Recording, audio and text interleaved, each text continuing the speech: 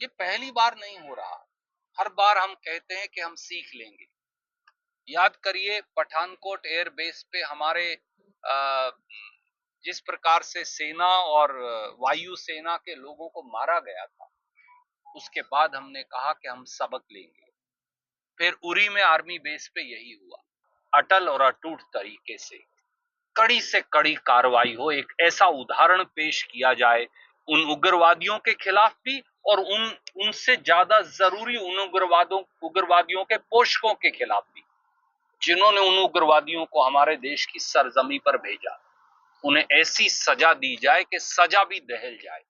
ये जो पूरा घटनाक्रम हुआ जम्मू कश्मीर के अंदर, करनाल का भी बेटा, हरियाणा के साथ साथ पूरे देश की आत्मा छलनी हो गई। मैं हमारे बेटे विनय नरवाल के पिताजी से कह रहा था कि शायद हम में से कोई ये भी नहीं कह पा रहा कि आप हिम्मत रखिए, क्योंकि हम सब निशब्द हैं इस त्रासदी से।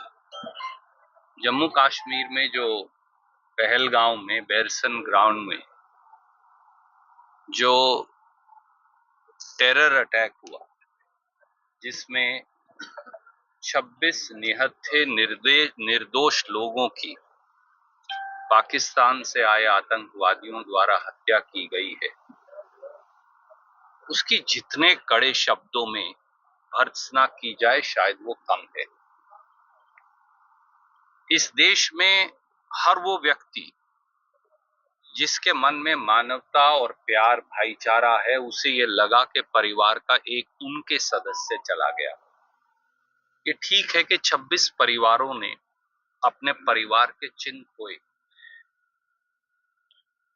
नरवाल परिवार ने भी एक ऐसा जाबाज नौजवान जिसने 26 साल की आयु 1 मई को पूरी करनी थी, हमने भी वो बेटा हरियाणा के लोगों ने खोया। पर यह भी सच है कि हिंदुस्तान के हर परिवार को यह लगा कि उनके परिवार का एक सदस्य जो है वो वीर गति को प्राप्त हुआ। जिस प्रकार का पाक प्रायोजित आतंकवाद नृशंस तरीके से चल रहा है, उस पर एकमत होकर लगाम लगाने की जरूरत है।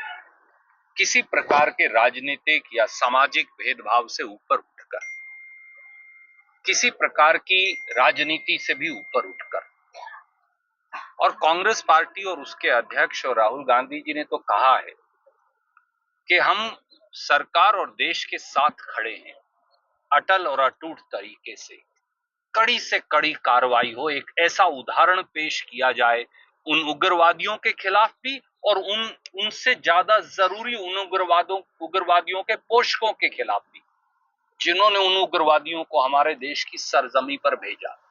उन्हें ऐसी सजा दी जाए कि सजा भी दहल जाए।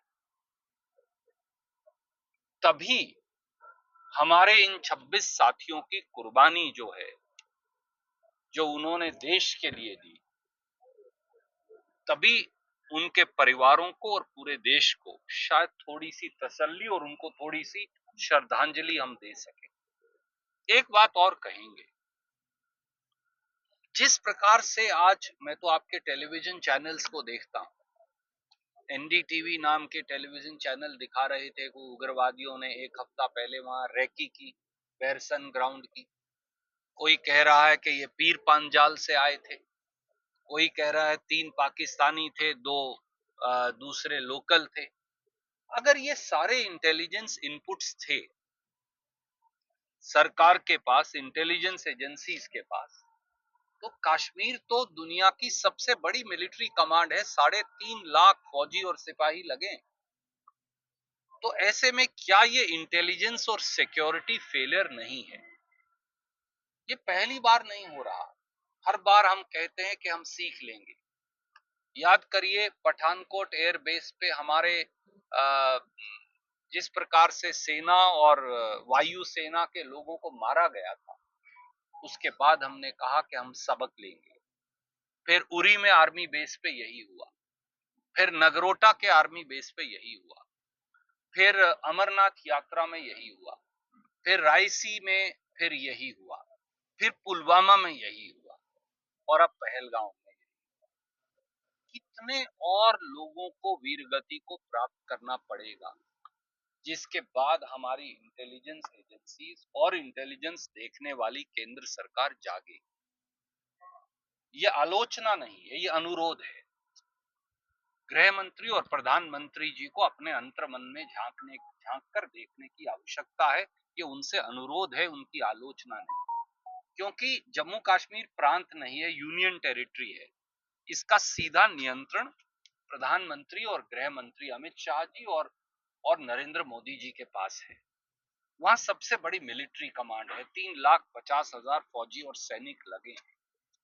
वहां पर armed forces special power act है, वो किसी को भी गिरफ्तार कर सकते हैं, स्पेशल ताकतें दी गई। इसके बावजूद भी बार बार ये हमले क्यों हो रहे हैं?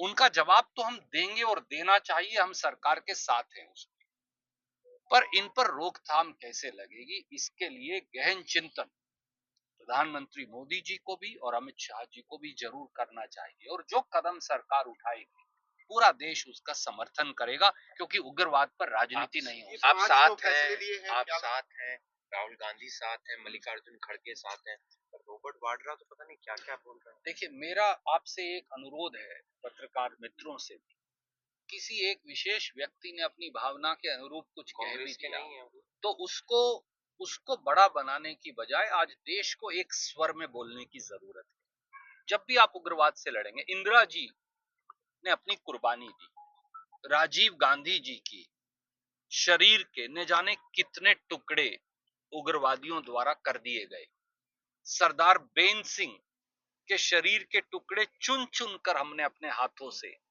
उन्हें किसी तरह से इकट्ठा किया था। हमारे विद्याचरण शुक्ला जो पूर्व मुख्यमंत्री थे मध्य प्रदेश के, और नंद कुमार पटेल, उनके सीने पर 82 गोलियां लगी थी नक्सलवादियों और उग्रवादियों के द्वारा। उग्रवाद राजनीति नहीं देखता, उग्रवाद भारत के खिलाफ है और भारत के हर नागरिक के खिलाफ। इसलिए हमने कभी उग्रवाद पर राजनीति नहीं की, क्योंकि हमने इस देश को उग्रवाद को कुचलने के लिए अपने लहू से सींचा है। और आज भी इसलिए हमने कहा, हमारे 100 वैचारिक विभिन्नता हो सकती है भाजपा से, पर आज हमारी सरकार जो करेगी उनको इन उग्रवादियों का सर कुचलना चाहिए, और जो वो करें हम सब पूरा देश इकट्ठा रहेगा। आज इससे ज्यादा कुछ कहना अनुचित। ये जो कर सकती है उन्होंने किया होगा, पर ये काफी हैं, ये उनका अपना विवेक हो सकता है। मैं केवल ये कहूंगा, देश की मंशा, अगर आप जाकर नरवाल साहब के पिताजी या उनके बुजुर्ग दादाजी से पूछेंगे तो वो कहेंगे उन उग्रवादियों का सर कुचलना चाहिए और उनके पोषकों का सर भी कुचलना चाहिए, नहीं तो फिर वो किसी और को भेजेंगे, फिर कोई और विनय नरवाल को कुर्बानी देनी पड़ेगी। इसलिए ये आवश्यक है कि हम निर्णायक फैसला करने की तरफ बढ़ जाएं। धन्यवाद।